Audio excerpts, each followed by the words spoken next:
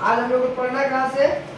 Germany में नाजीवाद के उदय से लेकर जापान साम्राज्यवाद और द्वितीय विश्व युद्ध। जर्मनी में नाजीवाद का संस्थापक हिटलर। कौन था? हिटलर। जर्मनी में नाजीवाद का संस्थापक हिटलर। जन्म कब हुआ था? जहिया पंडित जवाहरलाल नेहरू का जन्म हुआ था उसी साल इनका भी जन्म हुआ था 1889। पंडित जवाहरलाल नेहरू का जन्म 1889। हिटलर का जन्म 1889। हिटलर का जन्म 1889 और पंडित जवाहरलाल नेहरू का भी जन्म 1889। कहाँ पे? ब्रौना नाम का शहर है जर्मनी में। ब्रौना नाम का शहर है जर्मनी में। ब्रौना नाम का शहर है जर्मनी में। हिटलर बचपन में क्या बनना चाहता था? चित्रकार। हाँ, क्या बनना था? चित्रकार। बचपन में क्या शौक था उसको? चित्रकार बनने के लिए। प्रथम विश्व युद्ध में जर्मनी के क्या किया था? इसका संचालन कौन किया था? हिटलर ही किया था। हिटलर जर्मनी का संचालन। अब बताना है कि कौन पार्टी का गठन किया था जो हिटलर ने शुरुआत में? German works party. German works party के संस्थापक हिटलर। जर्मन वर्क्स पार्टी के संस्थापक हिटलर। इसका नाम बदलकर 1920 में क्या कर दिया गया था? National socialist German works party, मतलब नाजी कर दिया गया था। क्या किया गया था? नाजी। मतलब जर्मन वर्क्स पार्टी को नाजी कब बना दिया गया? 1920 में। कब बना दिया गया? 1920 में। जो संधिया होता है वर्षा के संधिया के बाद और अपने नाम चेंज करके नाजी कर देता है। इसका एक फेमस नाम है, उपनाम हिटलर को फ्यूहरर कहा जाता है। क्या कहते हैं? फ्यूहरर। बहुत सीधा सीधा क्वेश्चन पूछा है, फ्यूहरर किसे कहा जाता है? हिटलर को। फ्यूहरर किसे कहा जाता है? हिटलर को। हां, फ्यूहरर किसे कहा जाता है? हिटलर को। माइकल किसी का माइकल। हां, मेरा समझ।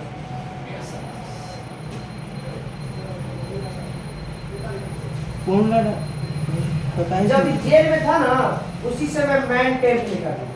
जब हिटलर जो जेल में था तो मैन कैंप जो है उसी जेल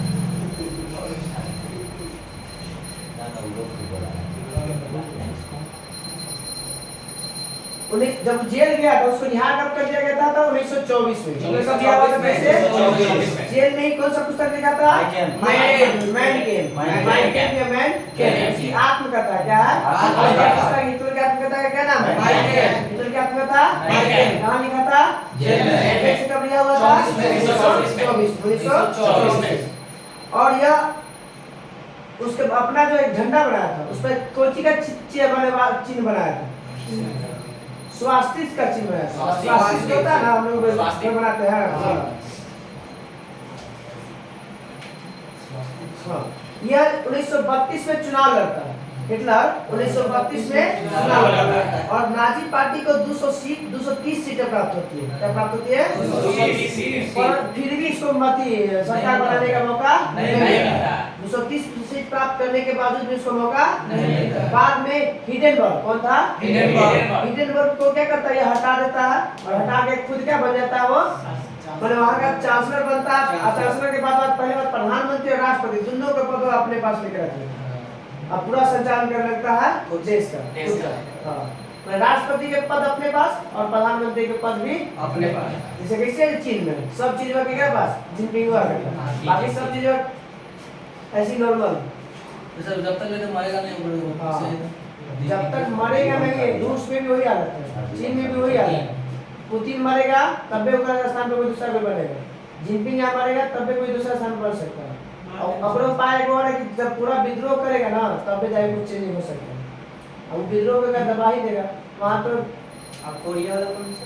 वो भी वही किम जोंग। वहाँ तो अपन फूफा का तुम्हारी देंगे भाई किम जोंग झूठे लगा रहती है उसको। सबसे शासन। वहाँ 24 घंटा रेडियो बजते रहता है। वहाँ हंसना मना है, फिल्म देखना मना है, आप किसी विरोध नहीं कर सकते हैं। सब चीज मना है चीन के दौरान। कोई मीडिया वाला कोई आवाज नहीं उठा सकता है। फिल्म देखना मैंने तो फिल्म चालू नहीं करता है। फिल्म वाला बैन लगा रहता थी पे चैनल पे। हाँ, गोली से मार देते हैं। कुछ कर सकता है। अमेरिका वाला से अमेरिका वाला डरता है तो फिर बातें लगा लेगा तो कोई दिख नहीं उसका। तो 1934 में हिडेनबर्ग मर जाता है। 1933 में चांसलर बनता है ये हिटलर और इसके बाद जैसे ही हिटलर मरता है उसके बाद पूरा कंट्रोल अपने हाथ में ले लेते हैं। हाँ। 1934 में मृत्यु के बाद चांसलर राष्ट्रपति के पद और प्रधानमंत्री के पद को दोनों अपने पास रख लिया। और एक बताना है हिटलर ने गुप्तकारी पुलिस संगठन का गठन किया गया था, उसका नाम था गेस्टापो। गेस्टापो का गठन किसने किया था? गेस्टापो का गठन किसने किया था? गेस्टापो का गठन किसने किया था? ये कैसा संस्था भाई? गुप्तकारी पुलिस दल था। गुप्तकारी पुलिस दल, गुप्तचर पुलिस अधिकारी था, मतलब गुप्त रूप से काम कर रहा था। हिटलर का एक फेमस नारा था, एक राष्ट्र एक नेता। एक राष्ट्र एक नेता किसका नारा था? हिटलर का। हिटलर का क्या नारा था? एक राष्ट्र एक नेता। एक राष्ट्र एक नेता। नाजी दल का प्रचार कार्य कौन करता था? नहीं, गोएबल्स करता था। कौन था? गोएबल्स। प्रचार नाजी दल का प्रचारक कौन था? गोएबल्स। नाजी दल का प्रचारक कौन था? गोएबल्स। कौन था? गोएबल्स। नाजी दल का प्रचारक कौन था? गोएबल्स। जर्मन सुरक्षा परिषद की स्थापना कब हुआ था? 1934 में। हिडेनबर्ग मरता है, ये अपना नया नियम सब चीज व्यवस्था करता है। जर्मन सुरक्षा परिषद की स्थापना 1934 में। और 1934 में यह वर्साई की संधि मानने से इनकार किया। बोलेगा वर्साई की संधि हिटलर कब मानने से इनकार कर देता भाई? और उसके बाद जो है ना फिर भूत वाला बनाने लगता, धीरे धीरे 5 साल के बाद फिर द्वितीय विश्व स्टार्ट कर देता।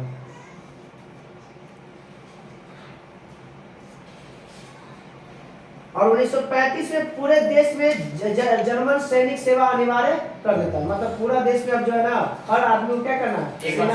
सैनिक बनना ही बनना है। आपको एक बार जो है सेवा देना ही देना है। जर्मन में अच्छा ना सर, भारतीय चीजों में करेगा, पेट्रोल के पेट्रोल मारा न जाएगा। सही बात है, जब नियम लगेगा तो उसको नियम लगेगा, दिक्कत हो जाएगा वो सब। हम एकदम के नियम लागू। हम लोग सऊदी अरब इजराइल तो महिला को भी इजराइल डाल इजराइल में दिया। एकदम महिला फिक्स है वहाँ। आपको जाना ही जाना है। जाना है। छोटा सा देश है इजराइल। छोटा सा देश है। वो वहाँ ऐसा मशीन लगेले ना कि पनिया जितना बूंद चाहिए ना पेड़वा को उतना ही पानी देते हैं। ऐसे ऐसे व्यवस्था कर वहाँ पे जनसंख्या कम है ना, जनसंख्या कम है, वहाँ पानी भी बहुत कम है। वहाँ का टॉप नंबर 1 आता है, वहाँ पे गुप्तचर वो एजेंसी सब हम लोग ही नहीं हो सकता है, वो ऐसे नहीं मोसाद। देखते। वर्ल्ड में नंबर 1। वो सब वैसे नहीं हो सकता है सर। वो छोटे जो आबादी वाला शहर में सब विकसित हो सकता अरे है। ना जनसंख्या कम है, बहुत जमीन ज्यादा है, सब चीज ज्यादा है। सब चीज ज्यादा है। वहाँ इकोनॉमी भी अच्छा है। पढ़ाई लिखाई सब चीज ज्यादा है, नॉलेज भी ज्यादा है, भ्रष्टाचारी कम है, वो करेगा। सब चीज ज्यादा है। बहुत हार्ड है यहाँ सब चीज। या कुछ बात लोग का पैच है ना। बताना कि द्वितीय विश्व की शुरुआत कब होता है? एक के साथ 1 सितंबर 1940। द्वितीय विश्व की शुरुआत 1 1 सितंबर सितंबर 1940। द्वितीय विश्व की शुरुआत 1 सितंबर 1940। किस पर आक्रमण किया था? पोलैंड पर। किस पे? पोलैंड पर। हाँ। जर्मन का पोलैंड हाँ, पर। पोलैंड पर आक्रमण किया था। बोलेगा कि कब किसके पर आक्रमण से द्वितीय विश्व स्टार्ट हो जाता है? जर्मनी ने किस पर आक्रमण किया था? पोलैंड पर। बताना हिटलर के विस्तारवादी का पहला शिकार किसे बनाया गया था? ऑस्ट्रिया को। ऑस्ट्रिया को किसे बनाया गया था? ऑस्ट्रिया। हिटलर ने विस्तारवाद नीति के का पहला शिकार किसे बनाया था? ऑस्ट्रिया को। वो किसे बनाया गया था? ऑस्ट्रिया को। ऑस्ट्रिया की राजधानी कहाँ? वियना। वियना किस नदी किनारे है? डेन्यूब। वियना किस नदी किनारे है? डेन्यूब। ऑस्ट्रेलिया पे।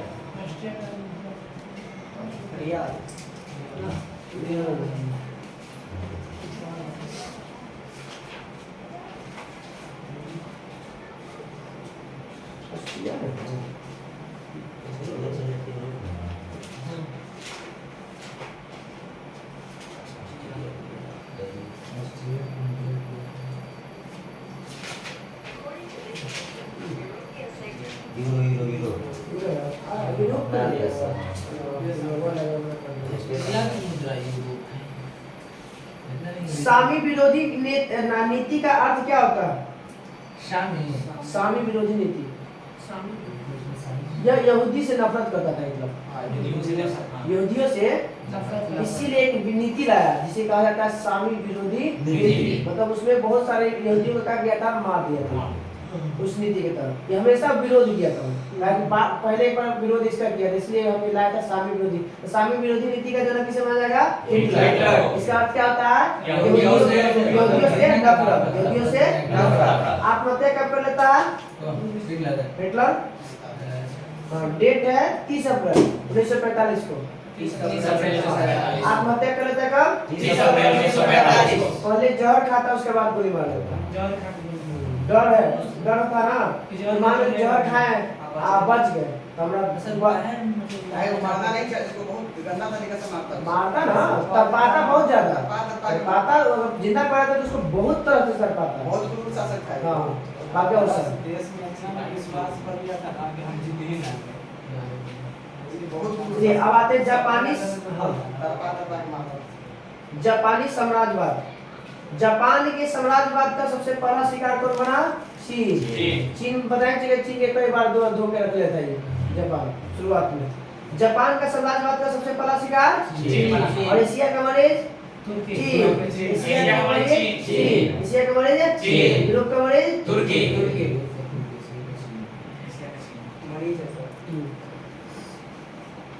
बताना है कि जापान में आधुनिकीकरण की प्रक्रिया की शुरुआत किसने की थी? मुत्सुहितो ने। मुत्सुहितो ने। बोले कि जापान में आधुनिकीकरण की शुरुआत किसने किया था? मुत्सुहितो ने। जापान में आधुनिकीकरण की शुरुआत किसने किया था? मुत्सुहितो ने। आधुनिकीकरण की शुरुआत मुत्सुहितो। एशिया में सबसे पहले आधुनिकीकरण की शुरुआत भी जापान से हुई। एशिया में सबसे पहले आधुनिकीकरण की शुरुआत जापान से। विश्व में हुआ था इंग्लैंड से 18वीं शताब्दी में। जापान कब सैनिक सेवा अनिवार्य कर देता है? 1872 में। 1872 जापान कब सैनिक सेवा अनिवार्य कर देता है? 1872 में जापान क्या करता है? सैनिक सेवा अनिवार्य कर देता है। ये 1872 में क्या होता है? पहली बार भारत में क्या होता है? जनगणना की शुरुआत होता है, जो 80% होता है। क्या होता है? 80%। 20% नहीं होता है, इसीलिए अस्थायी रूप से कहा जाता है। और नियमित रूप से होता है 1881। नियमित रूप से 1881। जापान ने रूस को कब हराया था? 1904-05।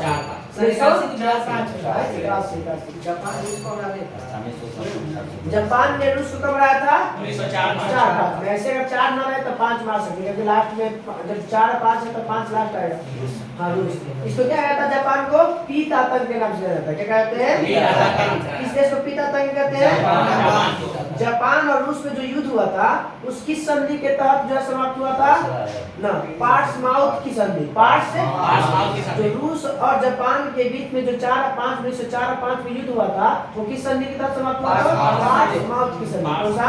पार्ट्समाउथ। तो बोलेंगे पार्ट्समाउथ की संधि कब हुआ? 1905। पार्ट्समाउथ की संधि 1905 में। पार्ट्समाउथ की संधि 1905 में।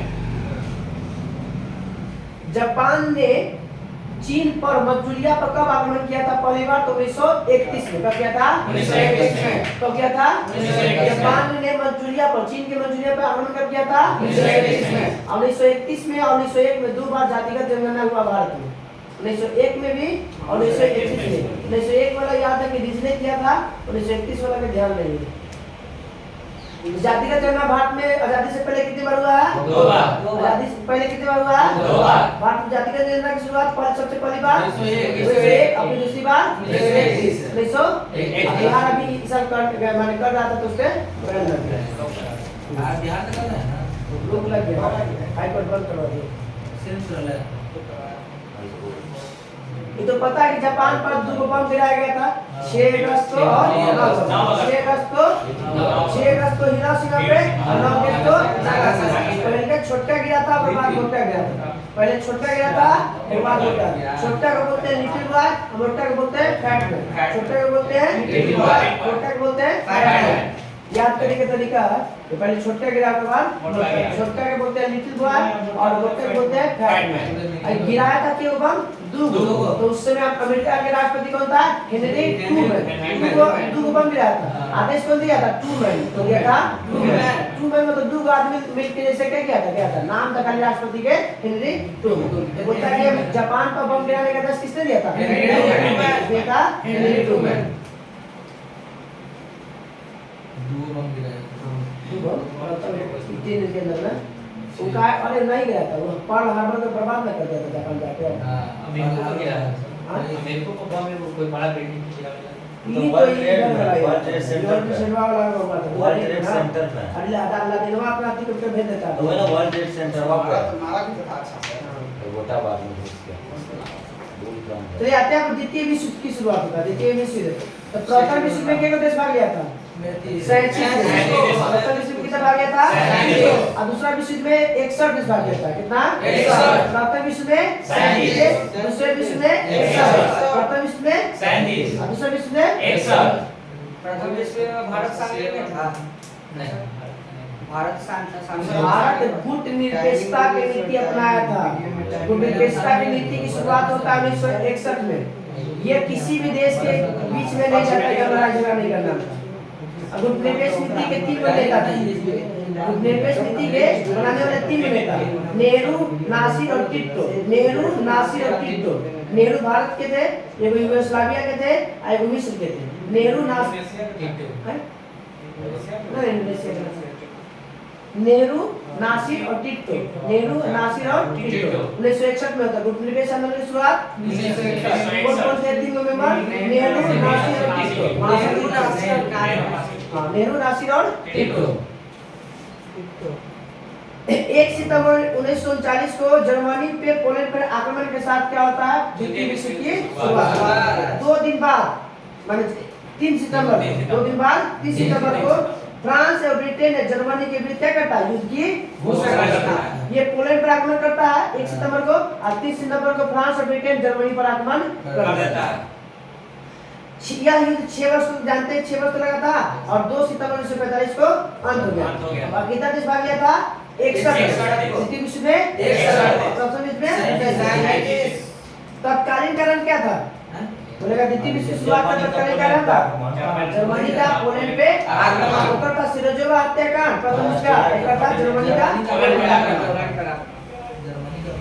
द्वितीय विश्व युद्ध के दौरान जर्मन रोमेल का नाम किसे रखा गया था भाई? डेजर्ट फॉक्स रखा गया था। जनरल एक रोमेल था जर्मनी का, फेमस था वहाँ के, सैनिक से संबंधित था।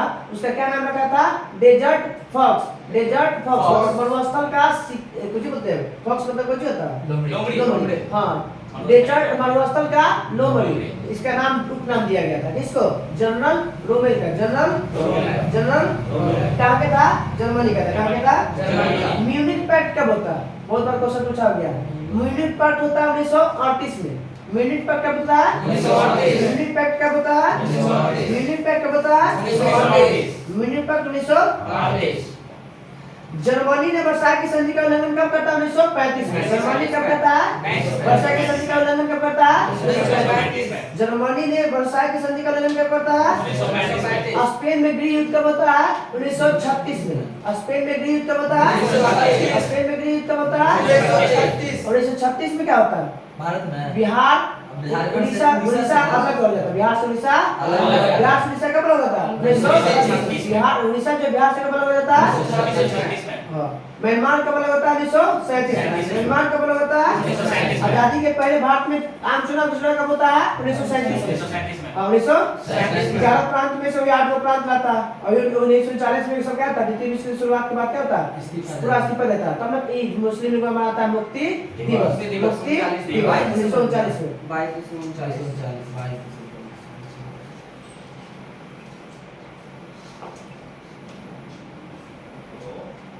जर्मनी द्वारा रूस पर आक्रमण को क्या कहा जाता है? बारबोसा कहा जाता है। कोड नाम दिया गया था। क्या नाम दिया गया था? जर्मनी द्वारा रूस पर आक्रमण को क्या कहा जाता है? बारबोसा। क्या कहता है? जर्मनी का रूस पर आक्रमण को क्या कहा जाता है? बारबोसा। क्या कहता है? बारबोसा। कैसे था? ऑपरेशन पोलो हैदराबाद के खिलाफ था 1948 में। वैसे ही एक कोड नाम दिया गया था बारबोसा। बारबोसा का मतलब था कि रूस पे जाकर आक्रमण करना।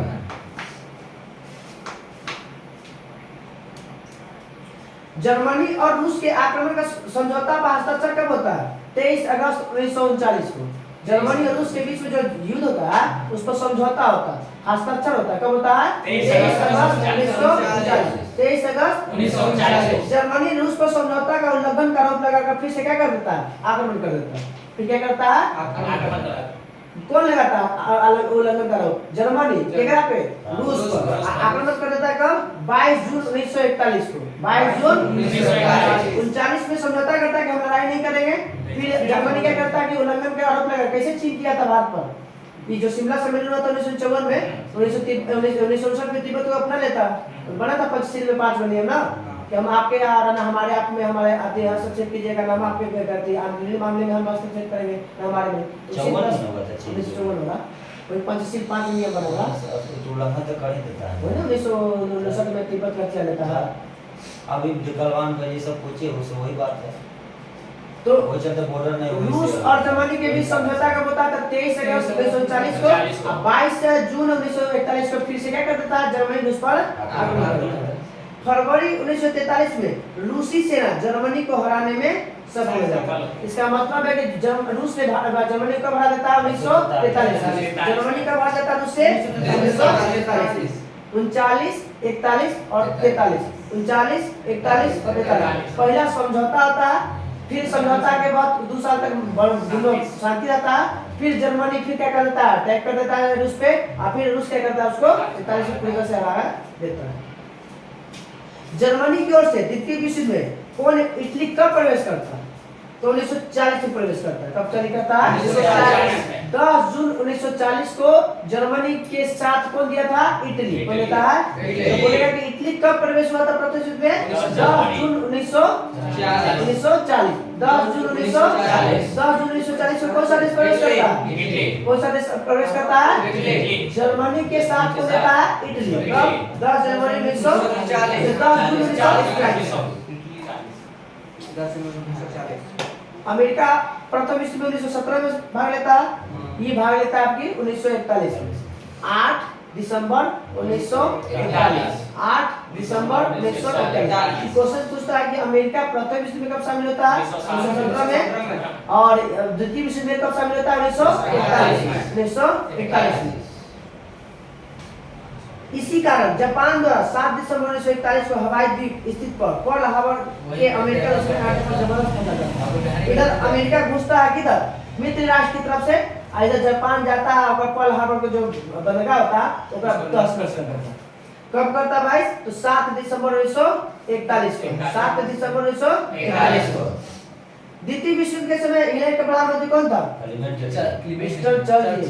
20 से 20 याद रखिए। 20 से विंस्टन चर्चिल। 20 से 20 में 20 के विंस्टन चर्चिल। आजादी के समय तक भारत की आजादी का समय। हाँ तो वही तो आजादी में मुख्य भूमिका निभाता है।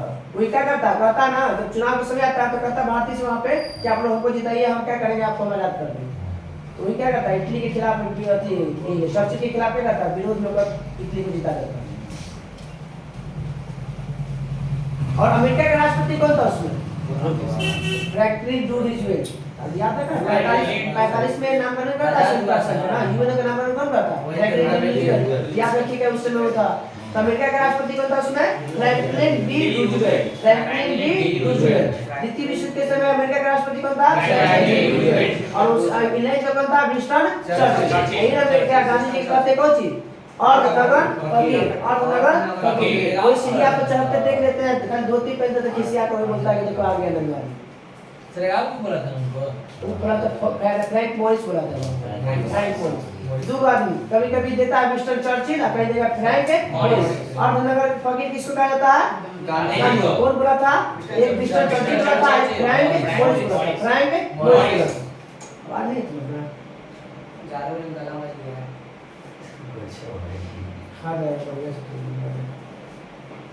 करा कि रूजवेल्ट राष्ट्रपति पद के लिए कितने बार चुने गए थे? 4 रूजवेल्ट 4 राष्ट्रपति पद के लिए कितने बार? 4 अभी वर्तमान में कितने बार है? 2 बार। उस समय कितने बार चुना गया? 4 बार। रूजवेल्ट कितने बार चुने गए थे? 4 बार। 33 से 45। हां 33 से 45 और इतने ही में वो 4 बार चुने गए थे। वे अमेरिका के पहले राष्ट्रपति थे जो 2 बार से ज्यादा इस पद को शोभा बढ़ाए थे। वह पहला ऐसा राष्ट्रपति था जो 4 बार राष्ट्रपति बना था। सर वहाँ 4 साल होता है ना? 2 साल। हम दिन पर पढ़े तो सोच रहे थे कैसे होगा तो? अमेरिका में 4 साल। जैसे हम कम समय के जैसे लिए। वो नहीं जैसे कि भांग हो गया था, जिसे हटा दिया गया था। आदमी वहाँ पर 2 बार बन सकता है, बड़ी 4 बार बना। राष्ट्रपति बन सकता है वहाँ पे अमेरिका कितनी बार? 2 बार। 2 बार के बाद आप कुछ भी देगा तब राष्ट्रपति नहीं बन सकता। बड़ी अमेरिका का पहला राष्ट्रपति का नाम बताइए जो 4 बार राष्ट्रपति बना था?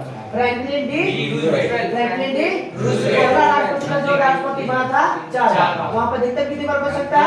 और शासनकाल कितना है? 4 साल। कितना है? 4 साल।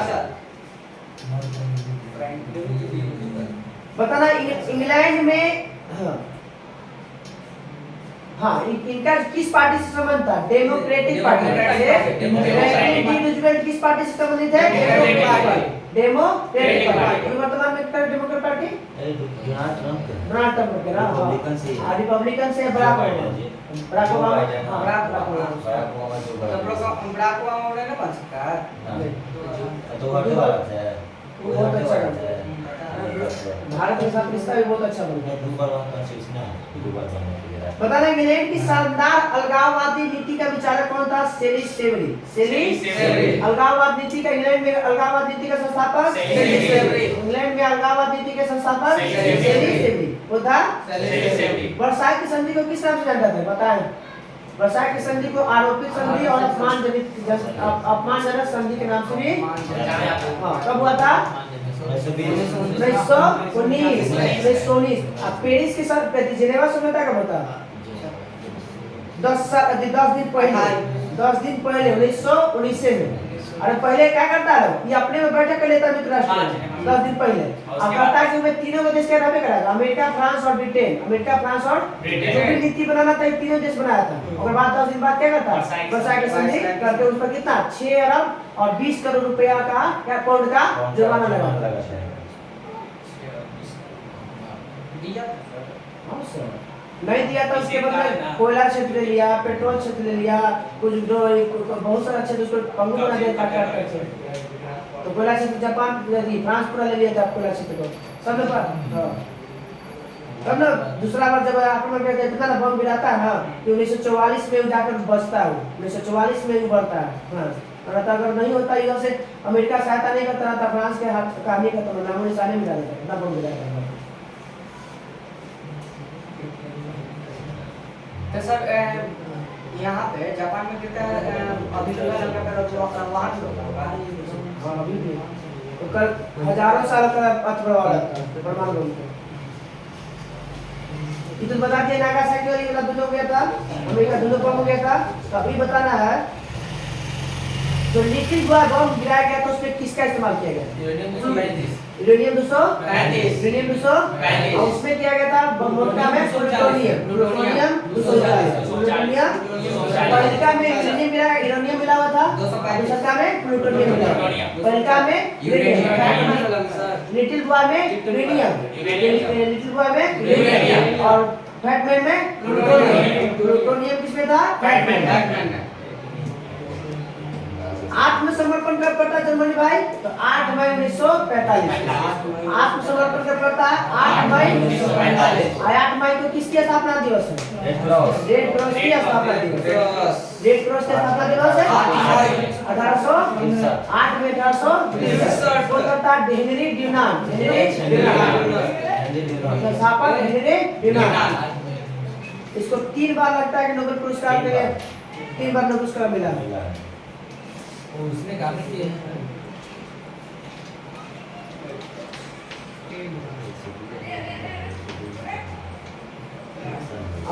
जब द्वितीय विश्व समाप्त होता है तो सबसे बड़ी संस्था का विकास होता है, उसका नाम क्या था? यूएनओ। संयुक्त राष्ट्र संघ। संयुक्त राष्ट्र संघ। इसकी स्थापना कब होता है? 24 अक्टूबर 1945। नामकरण कौन करता है? Franklin D Roosevelt. 24 अक्टूबर में पता था। अब जो है इतिहास हम लोग हिस्ट्री खत्म हो गया, फिर से हम लोग शुरू से चालू कर देते हैं। कल का होमवर्क रह गया हम लोग का। कल का होमवर्क है भारत का इतिहास से लेके विदेशियों विवरण यूनानी रोमन लेखक के पहले तक। हाँ पूरा एक पेज पूरा दोबारा है आपकी ध्यान से